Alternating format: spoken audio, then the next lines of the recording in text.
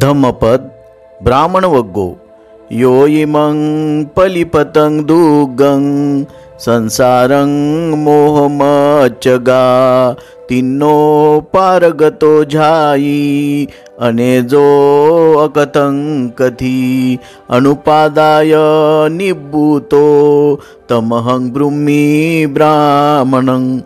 जो मार्गातील अडसर झालेल्या व आक्रमिण्यास कठीण अशा मोहमय संसाराच्या पलीकडे गेला, जो तरुण गेला, ज्याने पार गाठला, जो ध्यान करणारा, निष्कंप व हे कसे ते कसे असा शंका नसलेला, चिकटून राहता येईल असे काहीही शिल्लक न ठेवता जो निवृत्त झाला आहे, त्याला मी ब्राह्मण म्हणतो। अर्थकथा। अरहंत शिवली याला तो मातेच्या उदरात असताना दीर्घकाळ दुःख सहन करावे लागले होते, त्याच्या संबंधी बुद्धांनी ही गाथा उच्चारली होती।